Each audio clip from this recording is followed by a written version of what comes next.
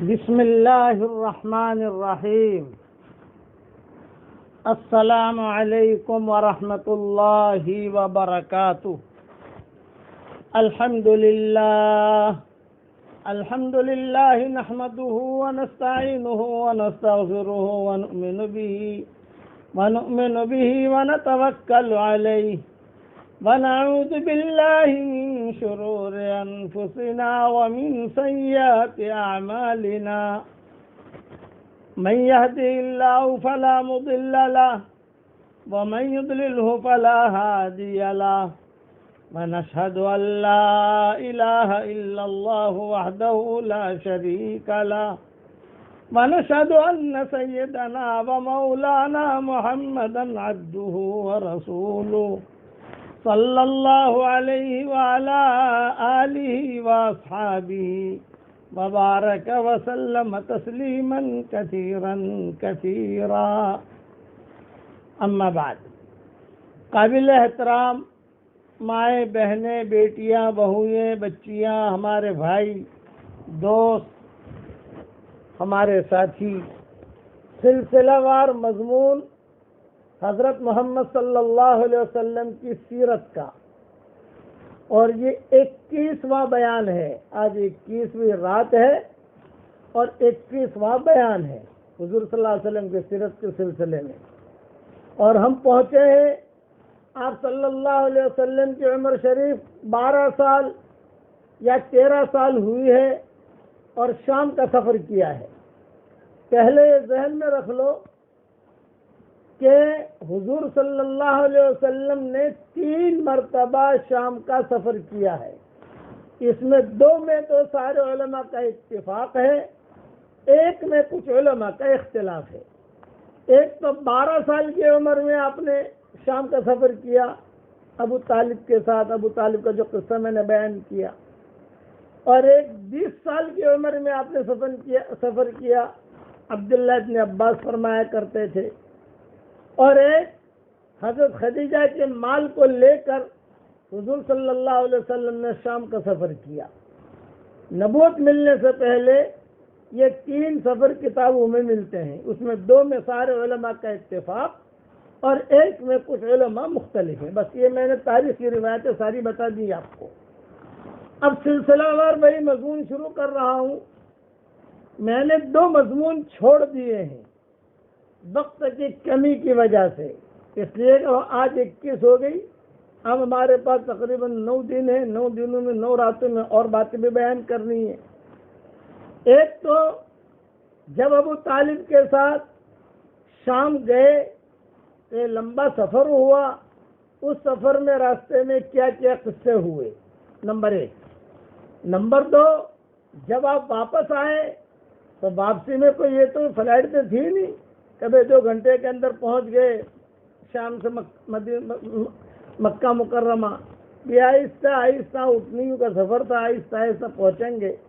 تو راستے میں کیا قصے ہوئے، تقریباً 12-13 قصے جاتے ہوئے ہیں اور 20-22 قصے آتے ہوئے ہیں۔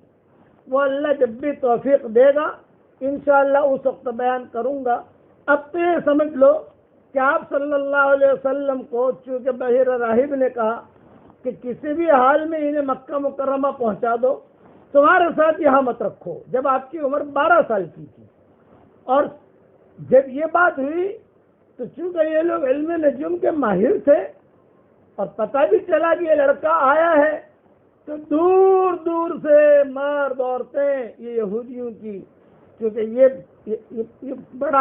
بڑے کنبے تھے وہاں پر ان لوگوں کے، شام کے اندر بہت بڑی کالونی تھی، یہ سارے کے سارے دیکھنے کے لیے آنے لگے۔ بحیرہ راہب نے کہا دیکھو بھیڑ بھاڑ ہو رہی ہے، مجھے کوئی دیکھنے آتا نہیں ہے، اس کو دیکھنے آتے ہیں، یہ اس لڑکے کو دیکھنے آتے ہیں، اس لیے آپ جلدی اسے روانہ کر دو۔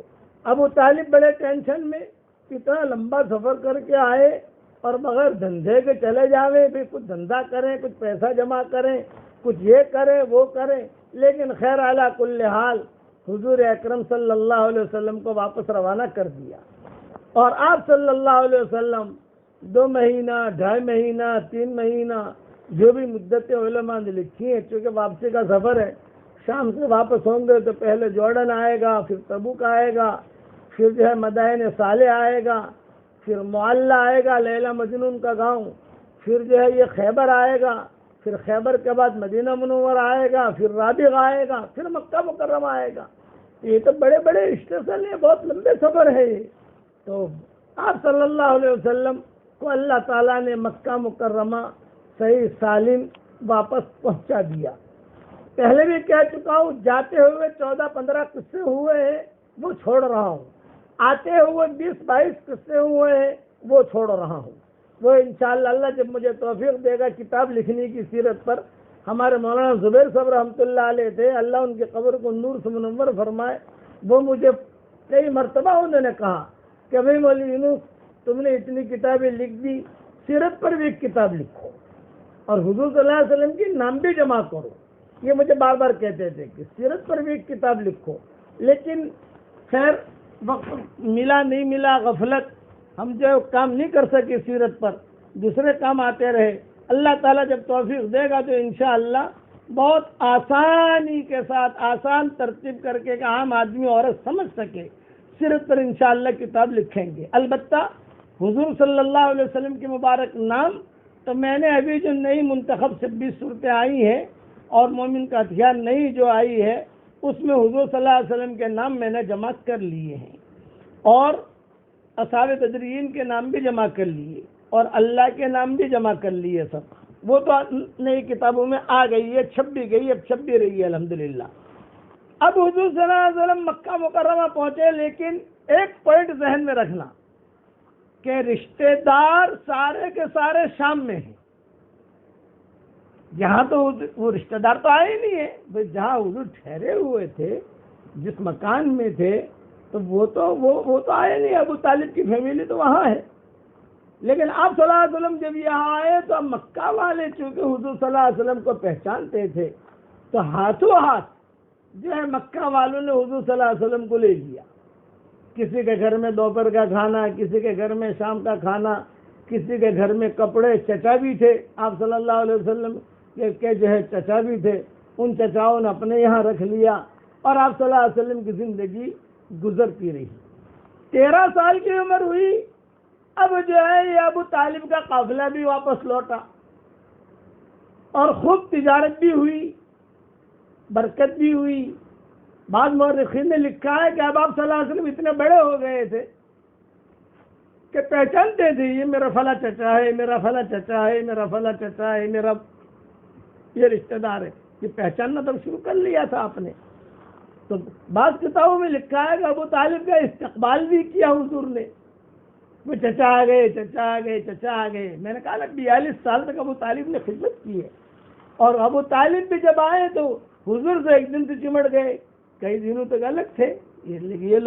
یہ لوگ شام میں تھے، حضور صلی اللہ علیہ وسلم کو معذوری کی وجہ سے بھیج دیا تھا، اس لیے کہ سارے کے سارے رومن امپائر وہ بہت ہی یعنی نظریں لگائے ہوئے تھے کہ کسی طریقے سے حضور صلی اللہ علیہ وسلم کو قتل کریں، تو بھائی راہب نے متوجہ کیا تو آپ آ گئے۔ اب ابو طالب کو فکر ہوا کہ لڑکے کا کیا کرنا، کئی مسئلے کھڑے ہوئے۔ ایک مسئلہ تو یہ کہ بھی دھندا بندہ کرے، 13-14 سال کی عمر ہوتی ہے تو بچہ کچھ نہ کچھ کام کرتا ہے، دھندے کا فکر، کاروبار کا۔ دوسرا یہ کہ اب جوان ہوگا جس کی شادی کا فکر، یعنی یہ چیزیں، مکان کا فکر جو بچوں کے ساتھ ہوتی ہے، یہ فکر ہے۔ عبد المطلب نہیں، سوری، بڑھاپے کی وجہ سے وہ نام آ گیا میرے ذہن پر، میری زبان پر، ابو طالب یہ فکریں کرتے تھے اور اپنے بھائیوں سے پوچھتے تھے۔ بھائیوں میں حارث ہے، یہ بڑے تھے، زیادہ اہل رائے یہی تھے۔ اسی طریقے سے عباس ہے، ابو لہب ہے، ابو لہب کی باندی صوبیہ جو ہے اس نے بھی حضور صلی اللہ علیہ وسلم کو دودھ پلایا تھا، تو وہ بھی گویا کے ساتھ کبھی کبھار ایمن سے پوچھ لیتے تھے کہ بھائی اس کو کون سے دھندے میں لگانا۔ عام طور سے مکہ والوں کا جو دھندا ہوتا تھا وہ دو چیزیں کرتے تھے۔ جوان جب بچے ہوتے تھے، ایک تو بکریاں چلاتے تھے کہ جاؤ بھی بکریاں چلاؤ، تو اس پر جو 1 قیرات 2 قیرات 3 قیرات، یہ اس زمانے کے پیسے ہوتے تھے، وہ پیسے ملتے تھے ان کو۔ دوسرا کہ کسی کے ساتھ پارٹنرشپ کرتے تھے۔ تو آپ صلی اللہ علیہ وسلم کو خود شوق ہوا کہ چلو میں کچھ دھندا کروں، تو انہوں نے ایک یعنی بعد میں جا کر وہ صحابی ہی بن گئے، بلکہ وہ حضور صلی اللہ علیہ وسلم کے پارٹنر 3 رہے ہیں، یہ ذہن میں رکھنا۔ ایک عبداللہ ابن ابی الحمصہ، دوسرا عبداللہ ابن سائب، اور تیسرے اور ہیں جن کا نام مجھے یاد نہیں اس وقت میں۔ ان 3 کے ساتھ جو ہے یعنی حضور نے تجارت کی ہے۔ تیسرا نام بھی آ گیا، قیس ابن سعید، عبداللہ ابن ابی حمصہ اور عبداللہ ابن سعید اور قیس ابن سعید، ان تینوں کے ساتھ حضور نے دھندا کیا ہے۔ کون سے عمر میں؟ یہ عمر ذہن میں رکھنا، 13 سال سے لے کر 22 سال تک کی عمر میں ان کے ساتھ کاروبار کیا، کوئی چیزیں لی، کوئی چیزیں بیچی، کوئی چیزیں یہ کیا، یہ حضور بعد میں شادی کے بعد بھی حضور صلی اللہ علیہ وسلم کاروبار کرتے رہے۔ ایسا نہیں ہے کہ حضرت خدیجہ کے مال پر زندگی گزارتے رہے۔ آپ سمجھے نا، اللہ معاف فرمائے، آج کل میرے کو گھر داماد نہیں بنے، یار ہمارے یہاں گھر داماد ہو جاتا ہے نا، کبھی گھر جمائے کہ کچھ بھی ہے، مطلب بیوی مالدار ہے، بیوی پیسہ لائی ہے، بس عیش کرو مزے کرو، نہیں۔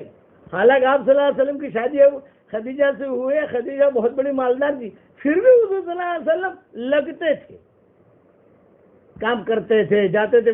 وہ تو شادی کے بعد کے قصے آئیں گے، میں بھی ایک قصہ بیان کر رہا ہوں آپ کو۔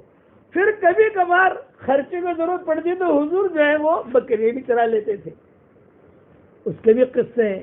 جیب خرچی نکالنا ہے تو کبھی کبھی ابو طالب کہتے کہ فلاں خاندان کی جو ہے تم، تو آپ صلی اللہ علیہ وسلم جب بکریاں چراتے تھے اس کے 1-2 قصے بیان کر دوں میں۔ آپ کسی کے ساتھ معاملہ کرتے، بھئی تیری اتنی بکریاں ہیں، میں چراؤں گا، کتنے پیسے دے گا؟ تو وہ کہتا کبھی 2 قیرات، آپ کہتے کہ ٹھیک ہے، تو حضور صلی اللہ علیہ وسلم اس کی بکریوں کو لے کے چلتے۔ لیکن چونکہ آپ امین تھے، لوگوں کی بھلائی آپ کے دل میں تھی، تو آپ چلتے چلتے اس کی بکریاں تو لے لی۔ کوئی بیوہ ہے، اس کی بکریاں بھی لے، تیری بکریاں دے دے، میں فری چڑھا دوں گا، میں تو چاہ ہی رہا ہوں، تیرا بھی کام بن جائے گا۔ کوئی یتیم ہے تو اس کی بکریاں لے لی، یعنی کئیوں کے کام ایک ساتھ کر دیے۔ کیا کرتے؟ اب جب بہت تھک جاتے تو عبداللہ بن جدعان، یہ حضرت عائشہ کا چچا صاحب بھائی تھے، بڑے مالدار آدمی تھے، روایتوں میں آتا ہے۔ ان کا بہت بڑا بنگلہ تھا، عبداللہ بن جدعان کا بہت بڑا، اور بہت خیال کرتے تھے لوگوں کا۔ ان کا نام آتا ہے عبداللہ ابن جدعان۔ یہ رشتے میں حضرت عائشہ رضی اللہ تعالیٰ عنہ کے چچا زاد بھائی تھے۔ تو ایک مرتبہ حضرت عائشہ نے خود نے حضور صلی اللہ علیہ وسلم سے عرض کیا کہ یا رسول اللہ، ابن جدعان نہایت مہمان نواز تھا، لوگوں کو بہت کھلایت کرتا تھا، کیا قیامت کے دن ابن جدعان کو کچھ نفع دے گا؟ آپ نے فرمایا نہیں، نفع نہیں دے گا، اس لیے کہ اس نے یہ نہیں کہا رب اغفر لی خطیئتی یوم الدین، کہ اللہ میرے گناہ کو معاف فرما، میرے قیامت کے دن میرے گناہ کو معاف فرما، یہ اس نے کبھی نہیں کہا۔ یعنی اس نے کبھی بارگاہ خداوندی میں اپنے گناہوں کی بخشش کی استدعا اور درخواست نہیں کی۔ اسی طریقے سے کتابوں میں آتا ہے کہ حضور صلی اللہ علیہ وسلم خود فرماتے تھے میں کبھی چلتے چلتے گرمی میں تھک جاتا تھا تو عبداللہ بن جدعان کے لگن میں ہی جا کر کھڑا رہتا تھا۔ یہ بچپن کا قصہ حضور سناتے تھے حضرت عائشہ کو کہ مجھے یاد ہے کہ میں تھک جاتا تھا بکریاں چراتے چراتے، مکہ میں گرمی بہت پڑتی تھی، اب سایہ کہاں ہے، کوئی سایہ کوئی جگہ، تو عبداللہ بن جدعان کا لگن جو تھا وہ بہت بڑا تھا، اس میں سایہ بھی ہوتا تھا، میں وہاں جا کر اپنا بیٹھ جاتا تھا، پاؤں پسار کر، جیسے تھک کر کوئی مزدور بیٹھتا ہے ویسا بیٹھ جاتا تھا کہ اس کا لگن۔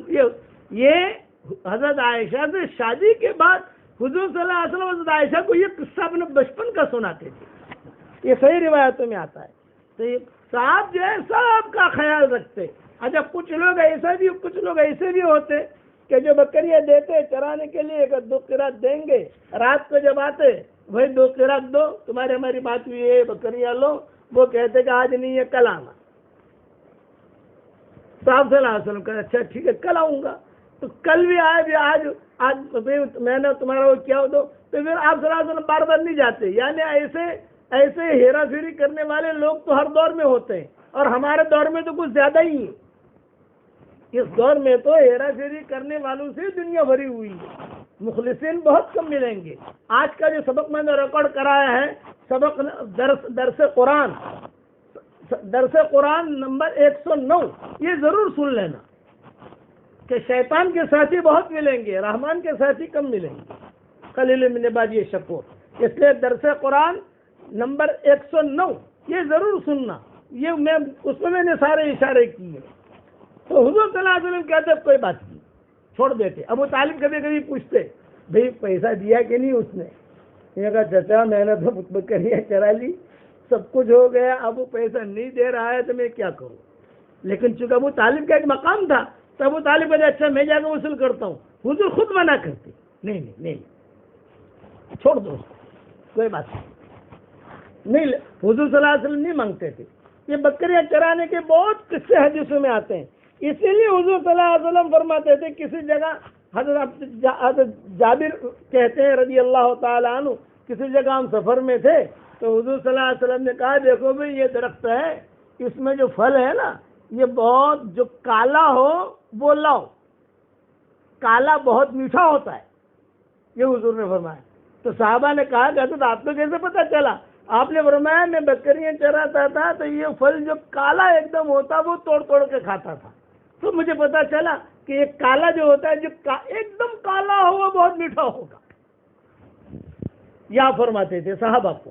جب نبوت مل گئی, غزوات میں جاتے, صاحب صلی اللہ علیہ وسلم کہتے کہ وہ درخت ہے دیکھو وہ درخت, یہ میرا بچپن کا دوست ہے, یہ میرا بچپن کا ساتھی.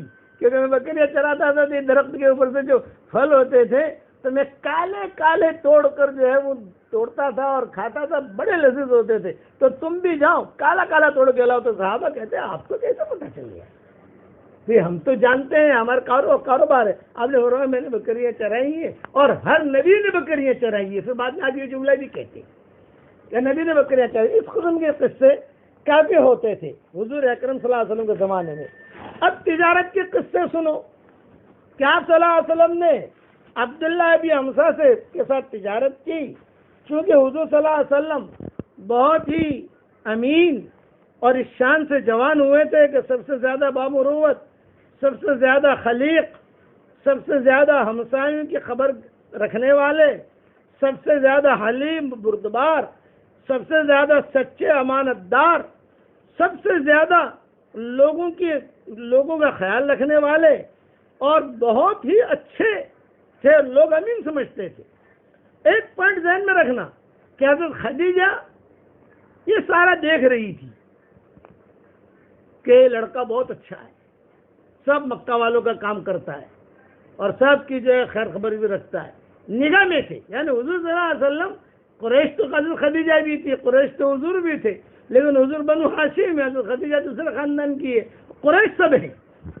چھوٹا سا مکہ تھا تو نگاہ میں رکھے ہوئی تھی حضرت خدیجہ کہ یہ لڑکا جو ہے بہت اچھا ہے, یہ لڑکا بہت اچھا ہے. تو میں اس لیے کہا کہ آج حضرت خدیجہ کا قصہ بھی اسی قسم کا آئے گا. کہ عبداللہ ابن حمزہ کہتے ہیں کہ میں نے بعثت سے پہلے ایک بار حضور صلی اللہ علیہ وسلم سے ایک معاملہ کیا, میرے ذمے کچھ دینا باقی تھا. یعنی حضور کو لینا ہے اور عبداللہ ابن حمزہ کو دینا ہے. تو میں نے آپ سے عرض کیا میں ابھی لے کر آتا ہوں, آپ یہاں ٹھہرے رہیے, میں ابھی آپ کے پیسے مثال لے رہا ہوں بھی 5,000 روپیہ مجھے آپ کو دینا ہے, آپ بالکل ابھی ٹھہرے رہیے, میں ابھی آتا ہوں. یہ عبداللہ ابن حمزہ کہتے ہیں اتفاق سے گھر جانے کے بعد میں اپنا وعدہ بھول گیا. 3 روز کے بعد یاد آیا کہ میں تو آپ سے جو ہے واپسی کا وعدہ کر کے آیا تھا کہ میں پیسہ لے کر آتا ہوں اور میں تو بھول گیا.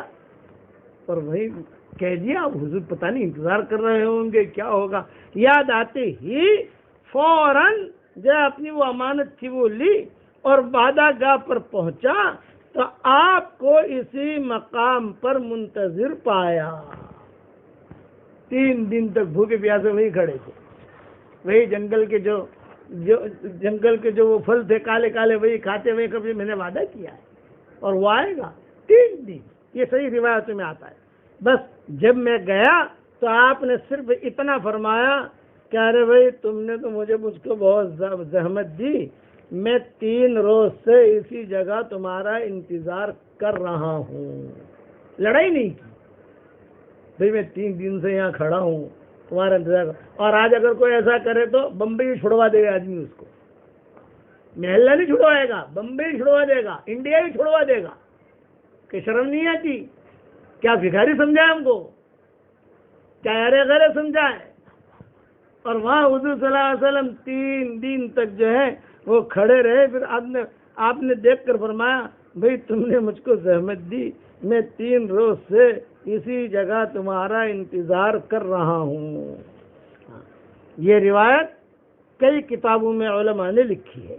عبداللہ ابن سعید فرماتے ہیں کہ یہ بھی حضور کے پارٹنر تھے کہ زمانے جاہلیت میں رسول اللہ صلی اللہ علیہ وسلم کا شریک تجارت تھا، جب میں مدینہ منورہ حاضر ہوا تو آپ نے خود نے فرمایا مجھ کو پہچانتے بھی ہو؟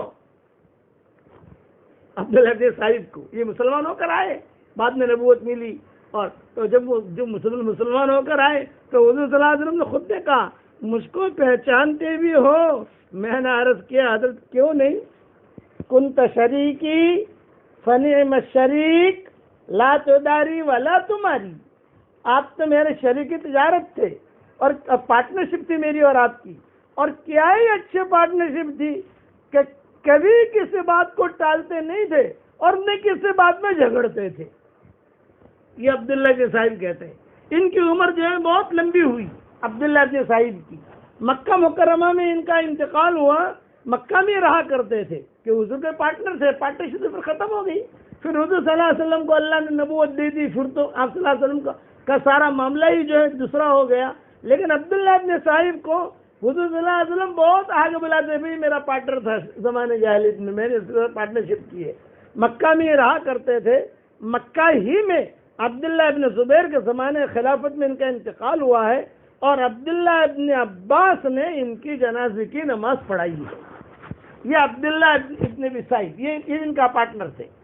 اسی طریقے پر قیس ابن سعید مخزومی فرماتے ہیں کہ زمانے جاہلیت میں رسول اللہ صلی اللہ علیہ وسلم میرے پارٹنر تھے اور بہت اچھے بہترین پارٹنر تھے، کبھی جھگڑتے نہیں تھے، کسی قسم کا مناقشہ نہیں کرتے تھے۔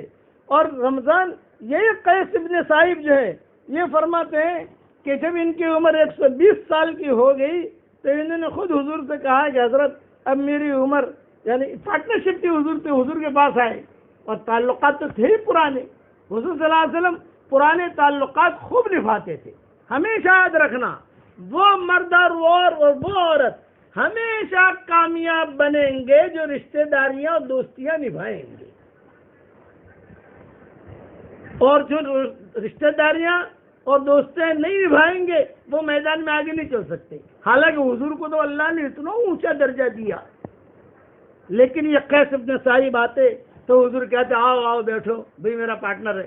عبداللہ ابن بھی سعید آتے آؤ بے آؤ، یہ آؤ بیٹھو بیٹھو، اکرام کرتے۔ تو یہی قیس ابن سعید جو ہے یہ حضور اکرم جب ان کی عمر 120 برس کی ہوئی اور روزہ رکھنے کی طاقت نہ رہی تو حضور سے آ کر کہا کہ حضرت اب تو میری عمر 120 سال کی ہو گئی ہے، اب میں روزہ نہیں رکھ سکتا ہوں۔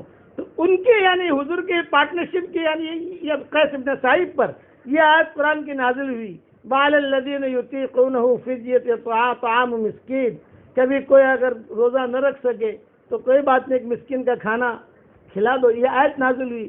چنانچہ رمضان کا مہینہ آتا تو قیس ابن سعید فرماتے میری طرف سے روزانہ ایک مسکین کو 1 سا غلہ دیا کرو، روزانہ دیا کرو۔ یہ حضور کے زمانے میں یہ قصے ہوتے تھے۔ تو قیس ابن سعید کے بارے میں یہ آیت نازل ہوئی۔ ابو حاتم فرماتے ہیں میرا گمان ہے کہ قیس ابن سعید عبداللہ ابن سعید کے بھائی ہیں۔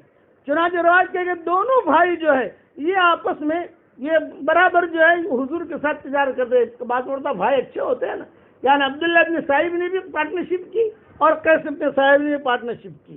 چنانچہ کہتے ہیں کہ کہ قیس بن سعید فرمایا کرتے تھے کہ رسول اللہ صلی اللہ علیہ وسلم صبح کی نماز اس وقت پڑھا کرتے تھے جب آسمان پر روشنی پھیل جاتی، اور ظہر کی نماز آفتاب کے ڈھلنے کے بعد پڑھتے۔ یہ روایت قیس بن سعید بیان کرتے صحابہ سے، اور ساتھ میں آہستہ سے کہتے میرے پارٹنر ہیں، میں نے پارٹنرشپ کی ہے ان کے ساتھ۔ یہ حضور صلی اللہ علیہ وسلم کے پارٹنرشپ کے قصے، بقیہ تفصیل انشاءاللہ کل پوری کروں گا۔ یہ ذہن میں رکھو کہ اب آپ صلی اللہ علیہ وسلم کی عمر 13 سال 14 سال 15 سال ہو رہی ہے، اور یہ قصے حضور صلی اللہ علیہ وسلم کے ساتھ ہو رہے ہیں۔ میرے 2 وعدے آپ لوگوں کے ساتھ باقی ہیں انشاءاللہ۔ ایک تو 12 سال کی عمر میں مکہ مکرمہ سے شام کا سفر ہوا، شام تک کے 14-15 قصے ایک۔ دوسرا، جب آپ کو فوراً واپس کیا گیا مکہ مکرمہ، وہ بیچ میں راستے کے 20-22 قصے اللہ تعالیٰ جب بھی توفیق دے گا انشاءاللہ ایک ایک کر کے بیان کر دوں گا۔ اب جو ہے یہ فتوی سن لو مفتی صاحب سے۔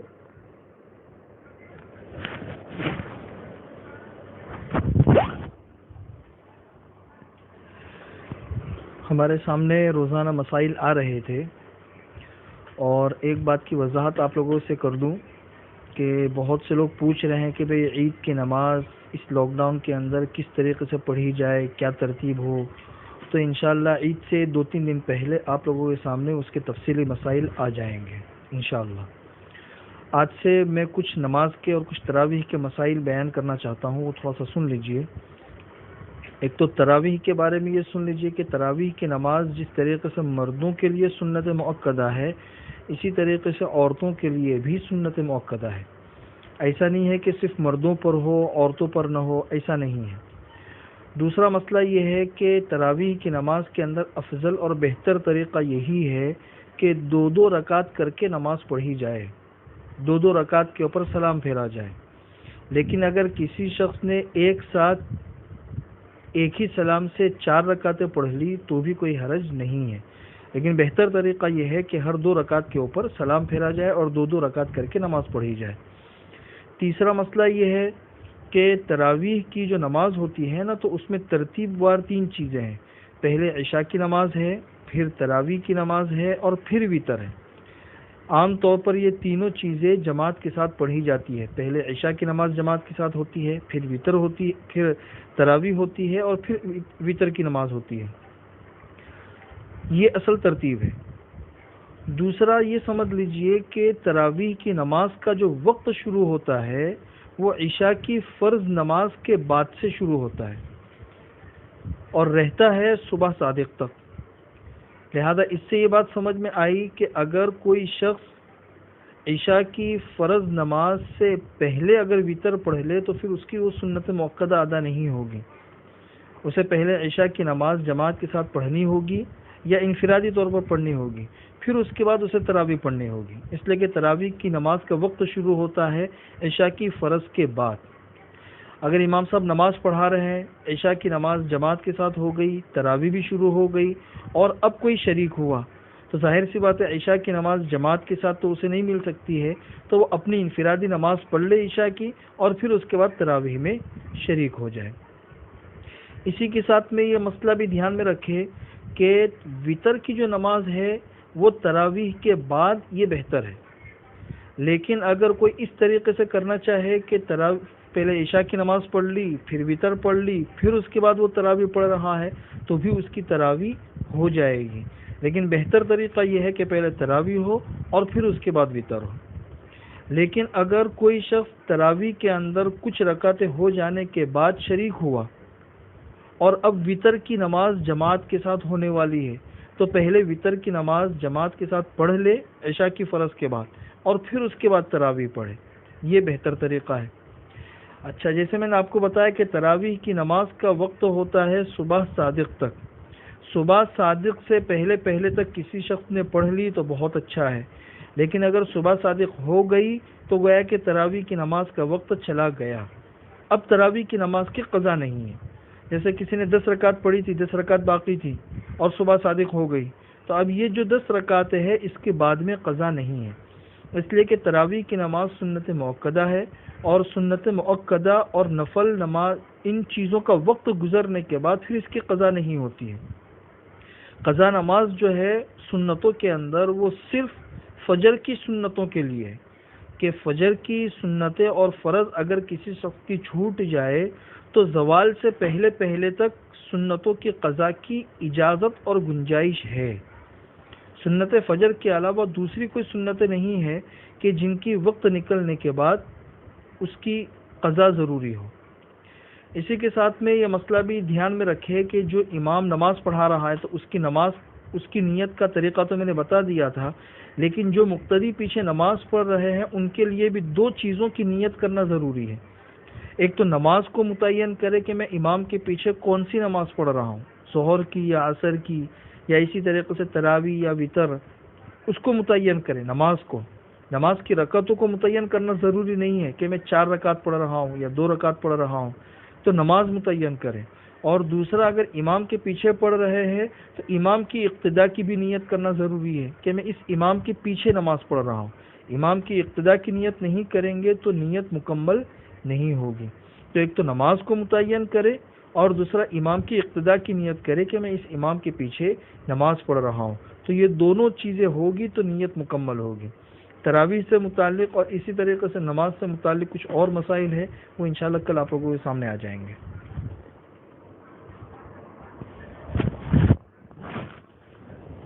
آج 21ویں شب ہے، توبہ کر لو میرے ساتھ۔ میں آپ کو توبہ کے کچھ جملے پڑھوا رہا ہوں، پڑھ لیجئے میرے ساتھ۔ بسم اللہ الرحمن الرحیم۔ لا الہ الا اللہ محمد الرسول اللہ۔ آمنت باللہ وملائکتہ وکتبہ ورسلہ والیوم الآخر والقدر خیرہ وشرہ من اللہ تعالی والبعث بعد الموت۔ آمنت باللہ کما ہوا بأسمائہ وصفاتہ وقبلت جميع احکامہ اقرارا باللسان وتصدیقا بالقلب۔ اشہد ان لا الہ الا اللہ وحدہ لا شریک لہ واشہد ان محمدا عبدہ ورسولہ۔ استغفر اللہ ربی من کل ذنب واتوب الیہ۔ وصلی اللہ تعالی علی خیر خلقہ سیدنا ومولانا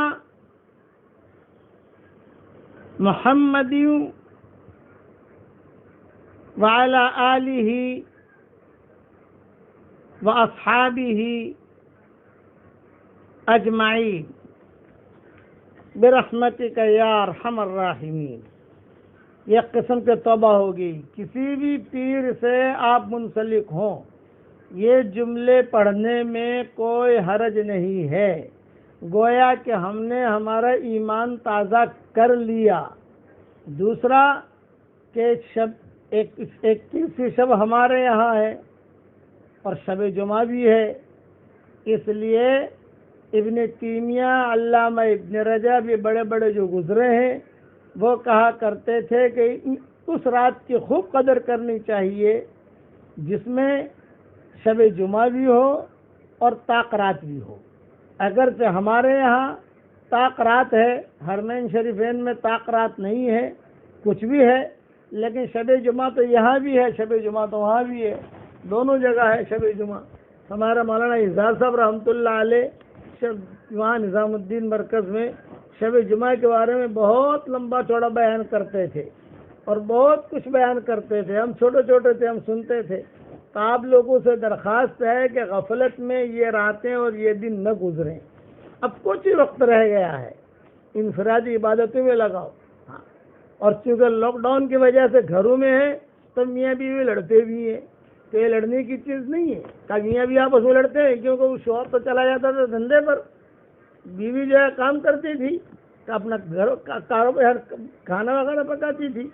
اب تو جو ہے آپ ہی بیوی ہو اور آپ ہی شوہر ہو، جو بھی ہے، اس لیے بیوی کا ہاتھ بھی بٹاؤ کہ بھائی چل میں کھانا پکا لیتا ہوں، کھانا نہ پکا سکوں تو کم سے کم آٹا تو دے دو، کم سے کم نمک تو دے دو، کم سے کم دو بول تو بول لو۔ اس لیے اب چاچا مکان چھوٹے چھوٹے ہوتے ہیں تو سب ادھر ادھر ہوتا ہے معاملہ، تو آدمی کو ویسے ہی ٹینشن ہوتا ہے، گھر میں رہ کر ویسے بھی ٹینشن بڑھ جاتا ہے۔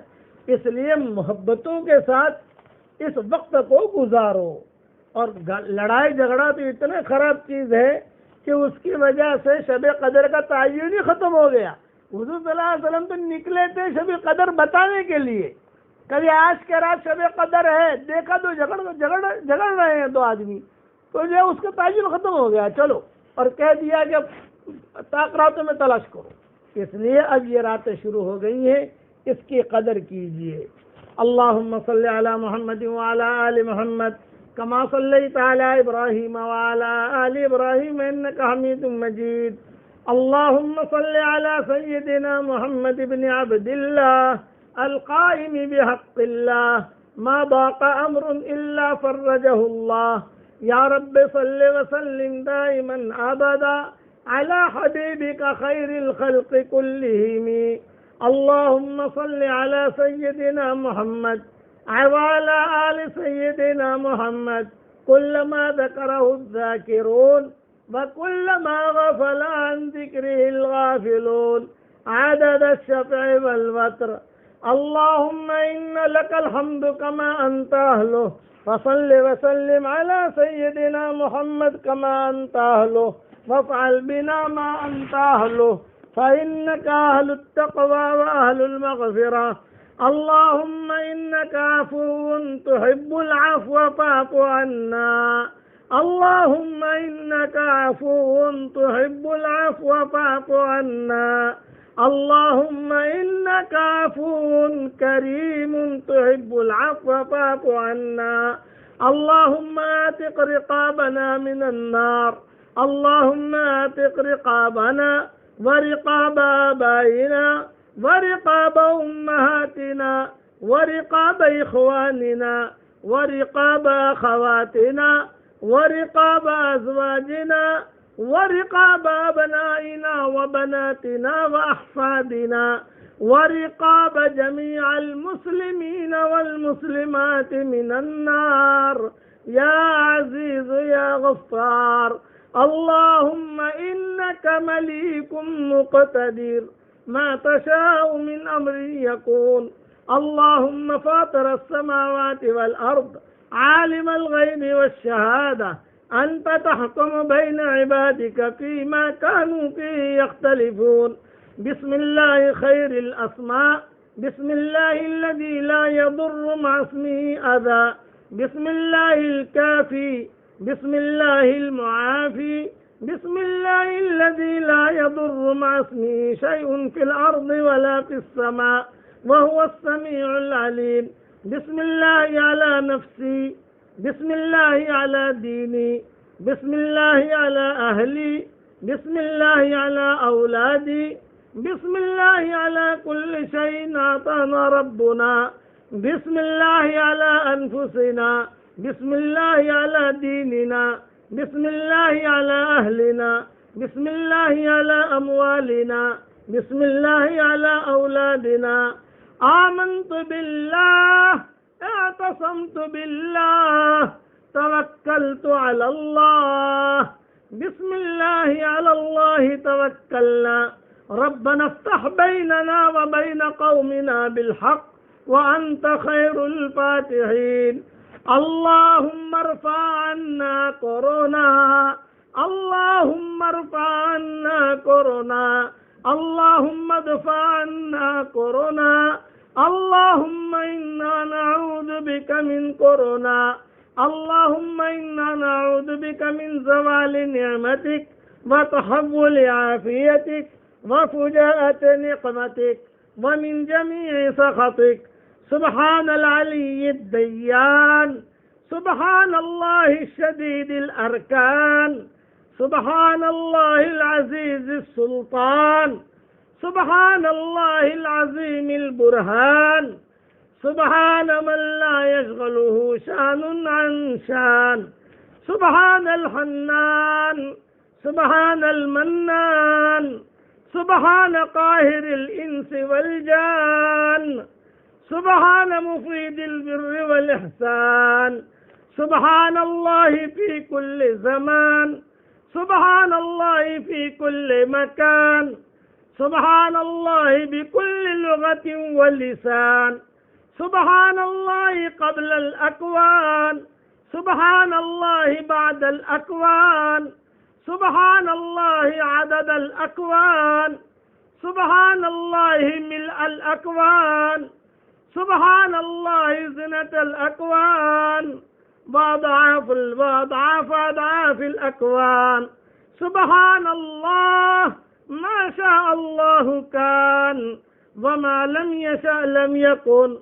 سبحان رب اللوح والقلم، سبحان ديان الحياة والعدم، سبحان المخصوص بالبقاء والقدم، سبحان واسع الجود والكرم، سبحان وافر النعم، سبحان كاشف الغمم، سبحان رافع النقم، سبحان مسدد الهمم، سبحان قاشع الظلم، سبحان قاهر الأفراد والأمم، سبحان من له الحل والحرم، سبحان من له الحل والحرم، سبحان من له الحل والحرم، سبحان مقلب القلوب، سبحان مفرج الكروب، سبحان غافر الزلات والذنوب، سبحان قابل التوب ممن يتوب، سبحان ستار العورات والعيوب، سبحان الرب الحبيب المحبوب، سبحان علام الغيوب. سبحانك اللهم وبحمدك، لك الحمد على حلمك بعد علمك. سبحانك اللهم وبحمدك، لك الحمد على عفوك بعد قدرتك. سبحان الحنان، سبحان المنان، أدخلنا الجنة من باب الريان يا ذا الجلال والإكرام، يا ذا الجلال والإكرام، یا ذا الجلال والاکرام. اے اللہ ہمارے گناہوں کو معاف فرما، اے اللہ ہماری خطاؤں سے درگزر فرما، اے اللہ رحمت کا عشرہ ہم سے سلام کر کے رخصت ہو گیا، مغفرت کا عشرہ بھی رخصت ہو گیا. اب یہ اللہ یہ اس کو من النیران کا عشرہ ہے، جہنم سے آزادی کا عشرہ ہے. اے اللہ ہم نے کتابوں میں پڑھا ہے کہ حضور اکرم صلی اللہ علیہ وسلم سے حضرت عائشہ نے پوچھا تھا اگر میں شب قدر پاؤں تو کیا دعا کروں، تو حضور نے فرمایا تھا یہ دعا کبھی مت چھوڑنا، اللہم انک عفو تحب العفو فاعف عنا، اللہم انک عفو کریم تحب العفو فاعف عنا، اللہم انک عفو تحب العفو فاعف عنا. اے اللہ ہماری گردنوں کو جہنم سے آزاد فرما دے، اے اللہ ہمارے ماں باپ کی گردنوں کو جہنم سے آزاد فرما دے. اے اللہ اپنے کتابوں میں پڑھا ہے جس کی ایک دعا یہ قبول ہو گئی اور جس کو تو نے آزاد کر دیا جہنم سے، اب کبھی بھی وہ جہنم میں نہیں جائے گا. اے اللہ جہنم کو ہم سب پر تو حرام قرار دے دے، اے اللہ جہنم کو ہم سب پر تو حرام قرار دے دے. اللہم اعتق رقابنا من النار، اللهم اعتق رقابنا من النار، اللهم اعتق رقابنا من النار۔ اے مولا کریم، یہ ہمارا رمضان جو بھی گزرا، جیسا بھی گزرا، اس مبارک رات میں تو ہماری دعاؤں کو قبول فرما۔ اے اللہ، حرم کے دروازے بھی رو رہے ہیں۔ یہ وقت ایسا ہے کہ حرم کھچا کچھ بھرا رہتا تھا اور مسجد نبوی میں لوگ اعتکاف میں بیٹھ جایا کرتے تھے، دور دور سے لوگ آتے ہیں۔ اے اللہ، ہم تو اتنا کہیں گے کہ ہم سے تو جنات اچھے نکلے، کہ اللہ ان کو تو ایک چانس ہے، صرف انسان ہی رکے ہوئے ہیں، جنات تو رکے ہوئے نہیں ہیں۔ وہ تو آ گئے، انہوں نے تو احرام بھی باندھ لیا، انہوں نے تو عمرے بھی کر لیے، روزے اقدس پر جا کر سلام بھی پیش کر دیا، اور جہاں چاہے وہاں جا بھی رہے ہیں۔ اے اللہ، اس پریشانی سے تو ہم سب کو نجات دے دے۔ اے اللہ، ہمیں مسجدوں سے محروم نہ فرما، مسجدوں سے محروم نہ فرما۔ یہ کچھ ایسا محسوس ہو رہا ہے، کہیں ایسا نہ ہو کہ پہلے سب سے ہم محروم ہو جائیں، مسجدوں سے محروم ہو جائیں۔ اے اللہ، مسجدوں کے در و دیوار رو رہی ہے۔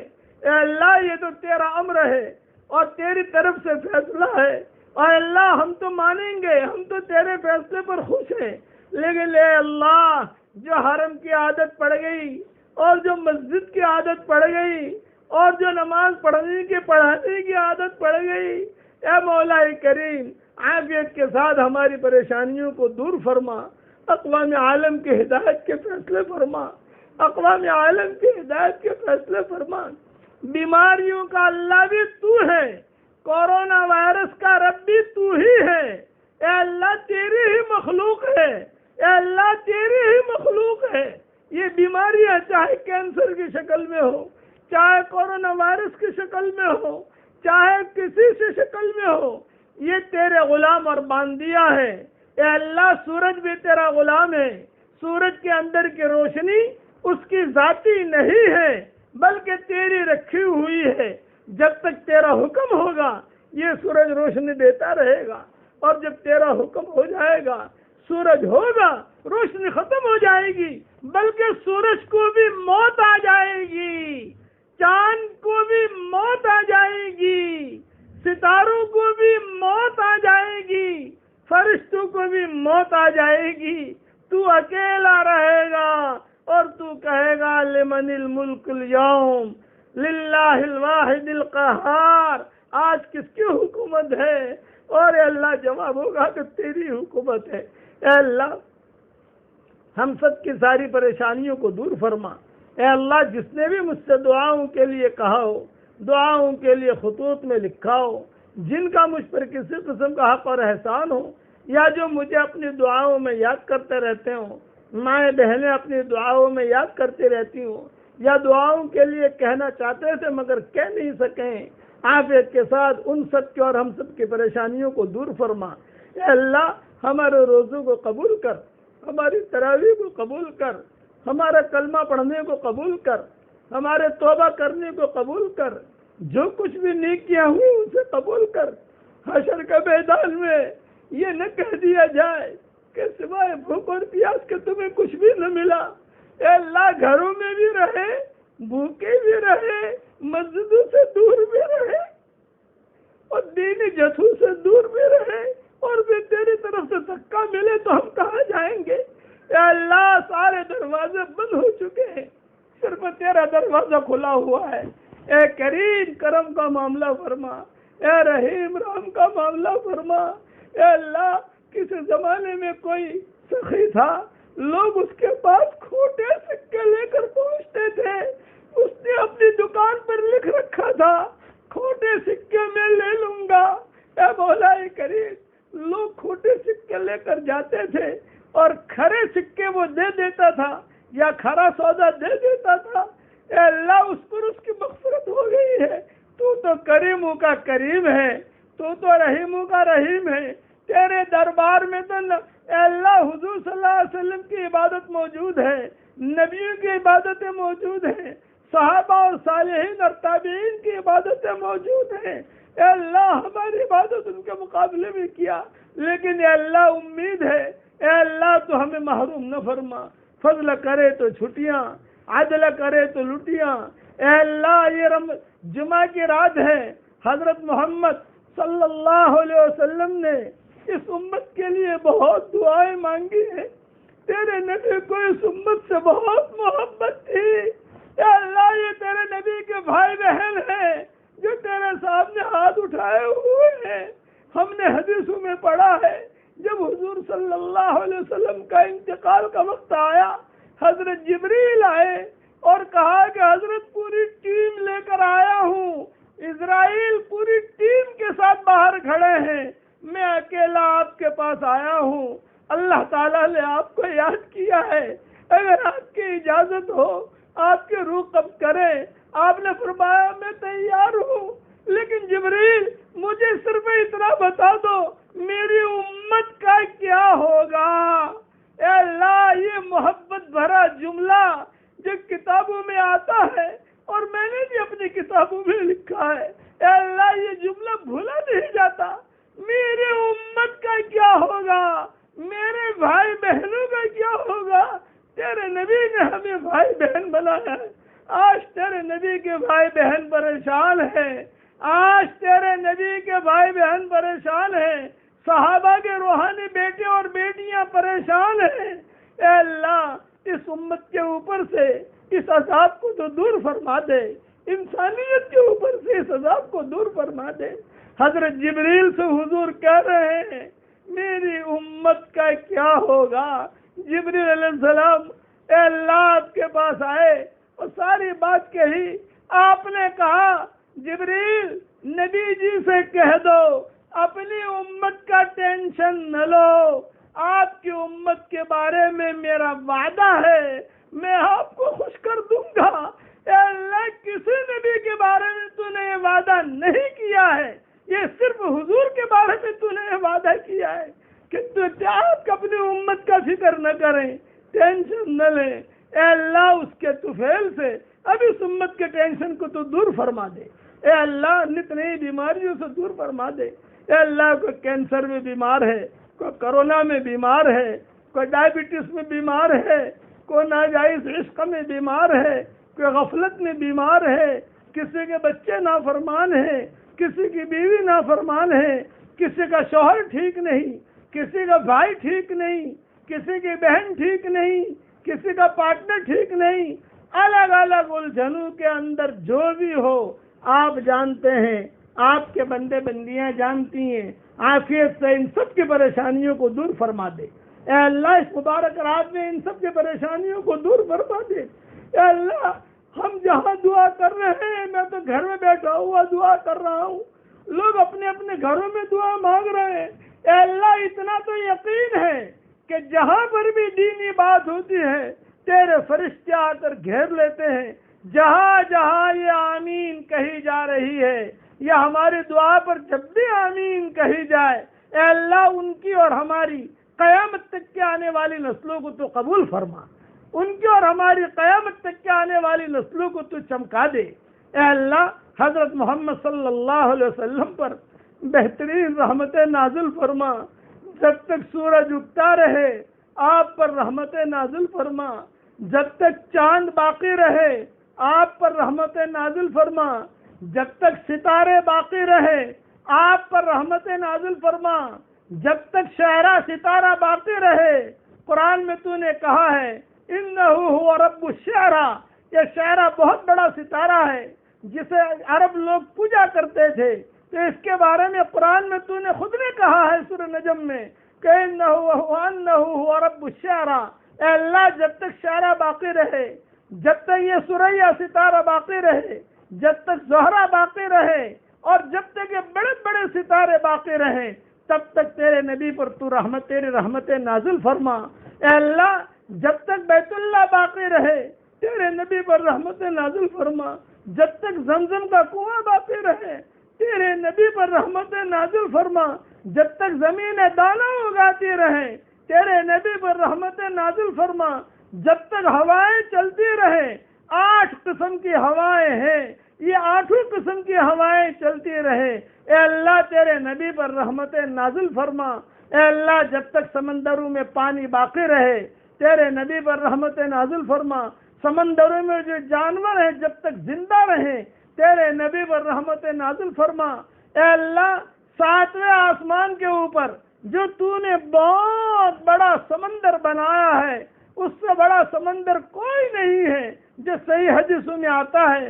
اے اللہ جب تک وہ سمندر باقی رہے تب تک تیرے نبی پر رحمت نازل فرما، اور اس کے وزن کے برابر، اس کے پیمانے کے برابر تیرے نبی پر رحمت نازل فرما۔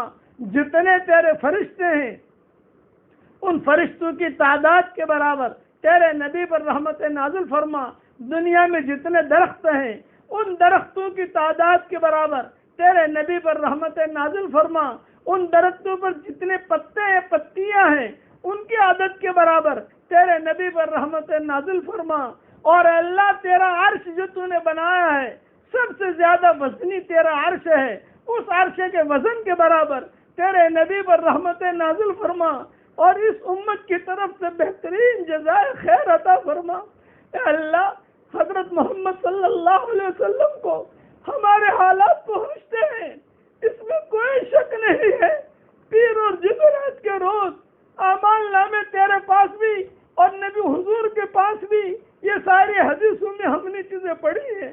اے اللہ حضور کو کتنی تکلیف ہوتی ہوگی کہ آج میری امت گھر میں بیٹھ گئی، جن امتوں کو میں نے مسجد میں جمع کیا تھا اور جس امت کو میں نے حی علی الصلاح حی علی الفلاح کر کر مسجد میں بلایا تھا اور مسجد کے فضائل بیان کیے تھے، اور پہلے صف کے فضائل، دوسری صف کے فضائل، اے اللہ اب ہم تو اتنے خراب ہو گئے کہ تیرے مہمان بھی نہیں بن سکتے۔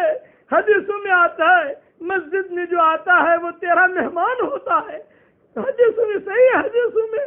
اے اللہ وہ مہمان پنا بھی گیا، اور اے اللہ آج ہمارے گناہوں نے ہمیں پیچھے ڈال دیا۔ اس مبارک رات میں تو ہم سب کے گناہوں کو معاف فرما دے، جتنے جیلوں میں ہیں ان کی رہائی کے فیصلے فرما۔ اے اللہ جس کے دل میں جو جائز مراد ہو عافیت کے ساتھ ان کے جائز مرادوں کو پوری فرما۔ اور اللہ تیرے نبی پر آخر میں اتنا کہوں گا، تیری شان رحمت نازل فرما، تیری شان رحمت نازل فرما، ایسی رحمت نازل فرما جس کی برکت سے یہ کورونا وائرس ختم ہو جائے، ایسی رحمت نازل فرما جس کی وجہ سے ساری امت کو سکون کا سانس ملے۔ اے اللہ ہم مایوس نہیں ہوئے ہیں، ہم کو تجھ سے محبت ہے، تیرے نبی سے محبت ہے، تیرے قرآن سے محبت ہے، تیرے دین سے محبت ہے، تیرے دین تو تیرے نبی اور تیرے نبی کے جو صحابہ ہیں ان سے محبت ہے، روزے سے محبت ہے، قرآن سے محبت ہے، لیکن ہمارے ایمان کمزور ہیں۔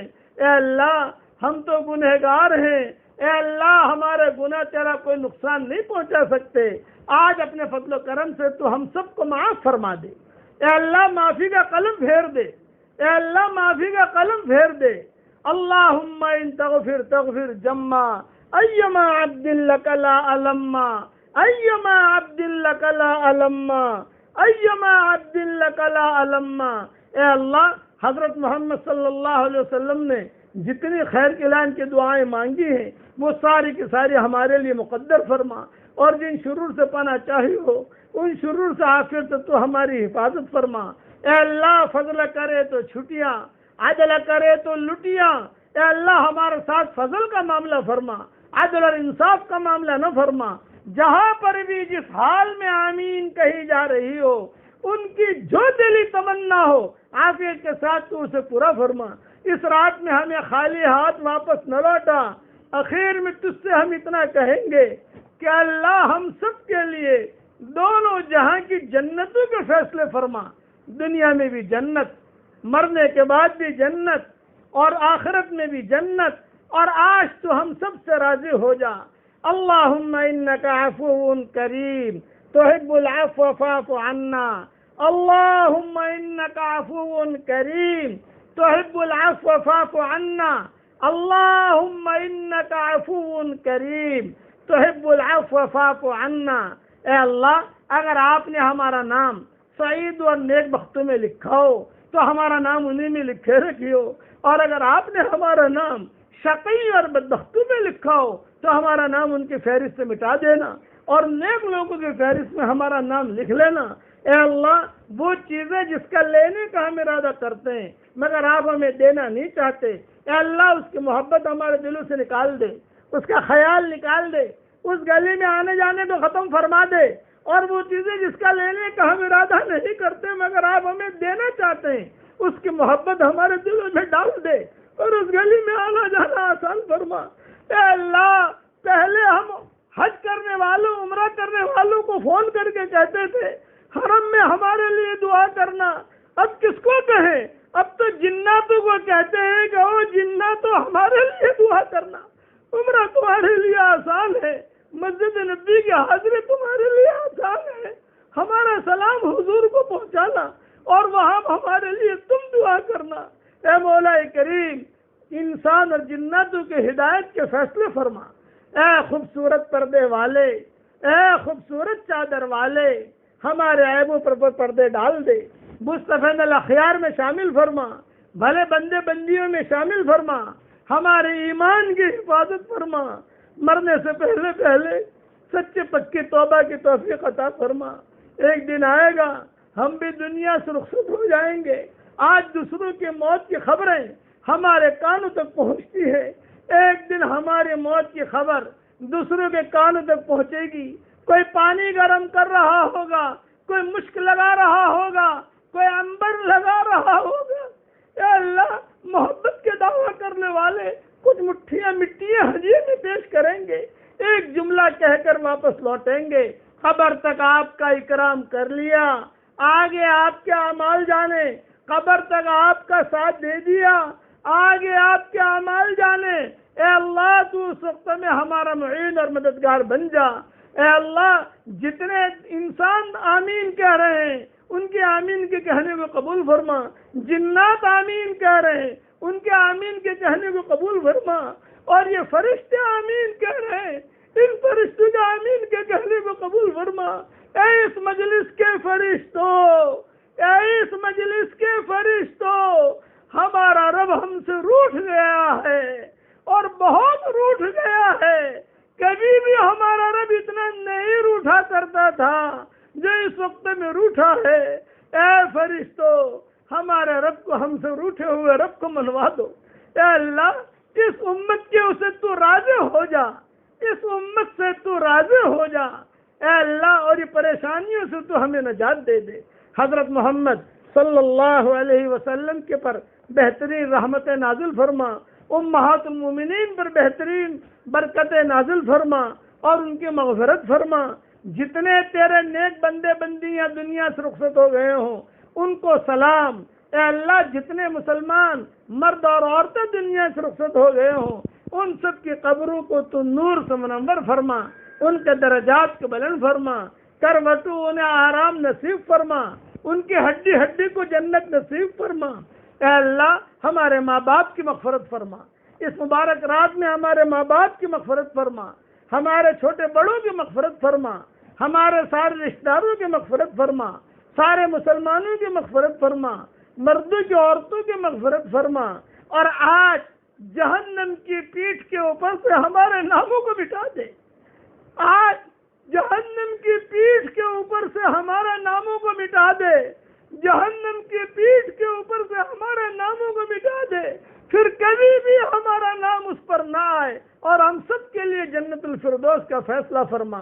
اے اللہ، حضور اکرم صلی اللہ علیہ وسلم نے جو دعا بریدہ اسلمی کو سکھائی تھی اور کہا تھا کہ اے بریدہ، جس کے ساتھ اللہ خیر کا ارادہ کرتا ہے اسے یہ دعا پڑھنے کی توفیق دیتا ہے، اے اللہ وہ دعا تو ہم سب کے لیے قبول فرما، اور وہ دعا جو حضور نے حضرت فاطمہ کو سکھائی تھی وہ دعا بھی ہمارے لیے قبول فرما۔ اے اللہ، ہمیں مانگنا نہیں آتا مگر تجھے دینا تو آتا ہے، اپنے کرم سے عطا فرما، اپنے فضل سے عطا فرما۔ اے فرشتوں، ہماری دعا پر آمین کہہ رہے ہو لیکن ہمارے لیے بھی دعا کرو، فرشتے بھی دعا کرتے ہیں، جنات بھی دعا کرتے ہیں، انسان بھی دعا کرتے ہیں، اب تو اللہ تو راضی ہو جا اور کرم کا دروازہ کشادہ فرما، رحم کا دروازہ کشادہ فرما، اور اپنے فضل و کرم سے ہماری ساری دعاؤں کو قبول فرما۔ ان اللہ و ملائکتہ یصلون علی النبی یا ایھا الذین آمنوا صلوا علیہ وسلموا تسلیما۔ اللہم صل علی سیدنا محمد بن عبد اللہ القائم بحق اللہ ما ضاق امر الا فرجہ اللہ عدد الشفع والوتر سبحان الحنان عدد الشفع والوتر اللہ اکبر کبیرا عدد الشفع والوتر لا الہ الا اللہ عدد الشفع والوتر سبحان ربنا رب العزة عما يصفون وسلام على المرسلين والحمد لله رب العالمين۔